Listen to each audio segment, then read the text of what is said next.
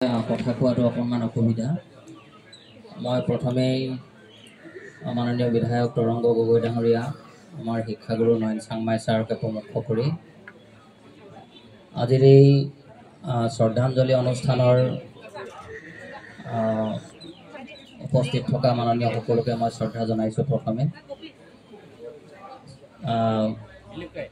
আমাৰ উদয় ৰঞ্জন সোণোৱাল ববীৰ সহধৰ্মিনী পুত্ৰদ্বয়, ভাতৃ, ভতিজী, পৰিয়ালবৰ্গ সকলোকে মই প্ৰথমে গভীৰ শ্ৰদ্ধা জ্ঞাপন কৰিছোঁ। আৰু মানুহে কেতিয়াবা আচলতে অবাঞ্ছিত নভবা কিছুমান কথাৰ সন্মুখীন হ'ব লগা হয়।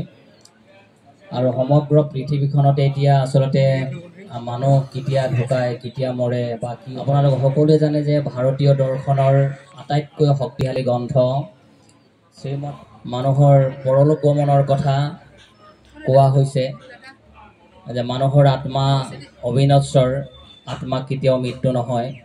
আমাৰ কেৱল শৰীৰ বা জকাটোহে আমাৰ অৱশ হৈ পৰে। এনে যন্ত্ৰণাকাতৰ অৱস্থাৰ মাজত আমি এটাই কেৱল শান্তি ৰভা উচিত যে আমাৰ ববী য'তেই নাথাকক তেওঁৰ আত্মা বৈকুণ্ঠগামী হওক। বৈকুণ্ঠগামী মানে আকৌ গীতাত কোৱা হৈছে যে মানুহ আচলতে মৃত্যু হ'লে ভগৱান প্ৰাপ্তি মানুহে লাভ নকৰে। ভগৱানে সেই আত্মা সম্বৰণ কৰিব লাগিব আৰু সেই আত্মা সম্বৰণ কৰাৰ পিছতহে সময়ত কৃষ্ণক কৈছিল যে সখা মই নিজৰ মানুহখিনিক হত্যা কৰি মৃত্যু হোৱা আচলতে দেখিব বিচৰা নাই আৰু তেনে মৃত্যু মই কামনা কৰা নাই। তেতিয়া কৃষ্ণই সখা অৰ্জুনক কৈছিলে যে অৰ্জুন সখা, যুদ্ধখন হৈছে খুব আৱশ্যকীয়, তুমি যুদ্ধ কৰিবই লাগিব। যুদ্ধত যিমান মানুহৰ মৃত্যু হ'ব, আত্মীয় কুটুম্বৰ মৃত্যু হ'ব, সকলোৰে আত্মা মই সম্বৰণ কৰিম আৰু সেই আত্মা সম্বৰণ কৰি পৃথিৱীত পূৰ্ণ আমি জন্ম দিম। আমি ভাবোঁ যে ববীয়ে দেখুৱাই থৈ যোৱা যিটো আদৰ্শ, ববীয়ে যিখিনি দেখুৱাই থৈ যোৱা জীৱনশৈলীৰ এক গভীৰতম নিদৰ্শন, আমি সেইখিনি পৰৱৰ্তী সময়ৰ মানুহখিনিয়ে আগবঢ়াই নিয়াৰ কাৰণে বিধায়ক মহোদয়ে কোৱাৰ দৰে আমি সকলোখিনি আত্মিকভাৱে গ্ৰহণ কৰিব লাগিব। আপোনালোকে এই যে উদয়াস্ত বৰ্ণাভ নামটো আপোনালোকে দেখিছে, নামটোত আচলতে সম্পাদনা সমিতিখনে উদয় ৰঞ্জনৰ নামটো জিলিকাই থোৱাৰ কাৰণে যত্নপৰ হৈছিল।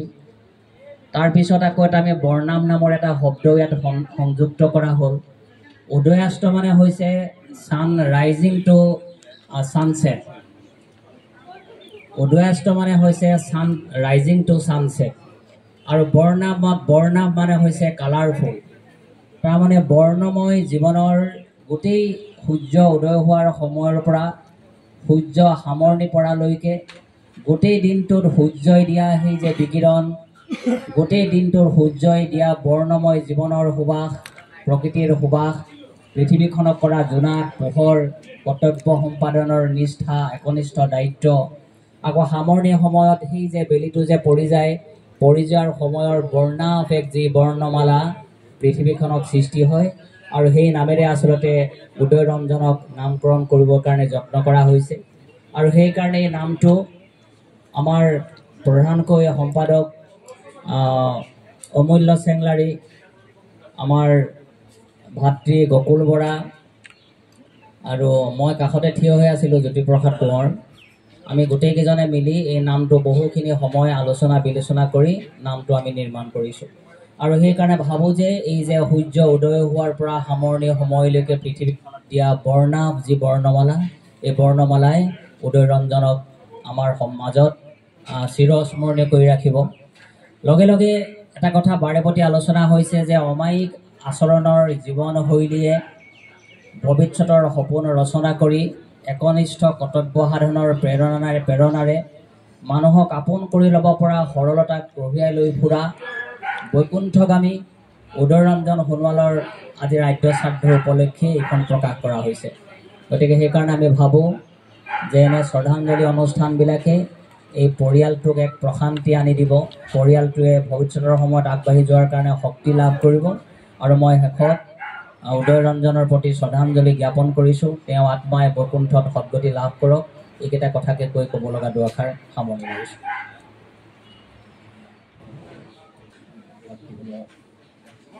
মোৰ এজন শিক্ষাগুৰু পুত্ৰ সুমন ছাৰক পুত্ৰ আছিল।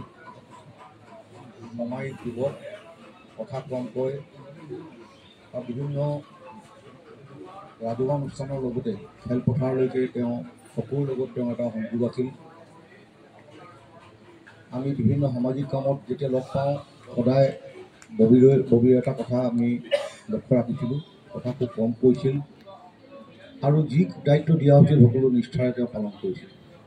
বিহু মেলাই হওক, দলৰ বিভিন্ন ক্ৰমণিকাসমূহেই হওক, সকলোতে তেওঁ নিষ্ঠা সহকাৰে আগবঢ়াই গ'ল। তেখেতৰ অকাল মৃত্যুত আমি উঠি অহা এজন সমাজ সেৱকক আমি হেৰুৱালোঁ, অতি পৰিতাপৰ বিষয়।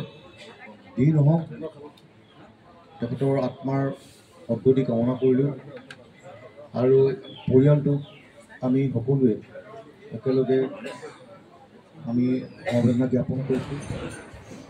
মই ববিৰ লগত মোৰ এটা সম্পৰ্ক আহিছিল ভলী খেলৰ যোগেদি। গোসাইগাঁৱত তেতিয়া তেওঁলোকে ভলী খেলিছিল, সেই সূত্ৰে মই তেওঁলোকৰ লগত জড়িত হৈ পৰিছিলোঁ। ডিব্ৰুগড় তিনিচুকীয়া বহু ঠাইত সেই ভলীবল লৈ গৈছিলোঁ।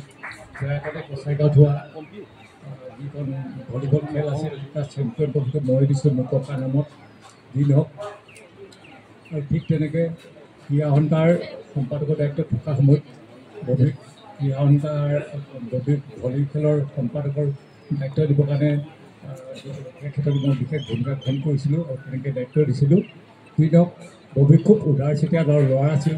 কেতিয়াবা পইচা অলপ ধাৰ লাগিছিলে বুলি ক'লেও তেওঁ মানে তোৰ শব্দ নোকোৱাকৈ পানী লৈ যাব বুলি কয়, তেনেকুৱা ধৰণৰ চৰিত্ৰ এটা ল'ৰা আছিল। আৰু দ্বিতীয়তে মানে নাথাকোঁতে আজি ভলী খেলৰ উত্থানৰ ক্ষেত্ৰতো তেওঁ এটা ভূমিকা আছে বুলি মই ভাবোঁ। আৰু এইকাৰণেই ভাৰতৰ 9বাৰ কেপ্টেইনশ্বিপ কৰা অভিজিত ভট্টাচাৰ্য যেতিয়া দীঘলীয়ালৈ আহিছিল, তেওঁ কৈছিল মোক, মই বা ফোন কৰোঁতে যে মই নাহাজাল গ'লে আপোনাক লগ কৰিম, আৰু মোলৈ ফোন কৰিছিল। আৰু সেই ফোন কৰাৰ সময়ত ফোন কৰিলে মই কিবা এটা ব্যস্ত আছিলোঁ, যাৰ কাৰণে ববিক ক'লোঁ যে ববি তই অভিজিত ভট্টাচাৰ্য এবাৰ লগ কৰ আৰু নাহাজাল এবাৰ আহিব দে ভলী উত্থানৰ কাৰণে। আৰু ঠিক বলিৰাম জয়ছোৱাল আৰু ভাস্কৰ গৈ গ'ল। যোৱাৰ পিছত অভিজিত ভট্টাচাৰ্যক ক'লে যে নাহাজাল এবাৰ আপোনাক মাতিছে অমূল্য গগৈ আৰু ভলী উত্থানৰ কাৰণে। আৰু এই যে দায়িত্বটো তেওঁ কোৱাৰ লগে লগে তেওঁ সেই দায়িত্ব পালন কৰিলে, যাৰ কাৰণে কৰিব নোৱাৰোঁ। তথাপিও আমি এই সুযোগতে তেখেতৰ আমি স্মৃতি ৰোমন্থন কৰিছোঁ। ইয়াৰ পিছতে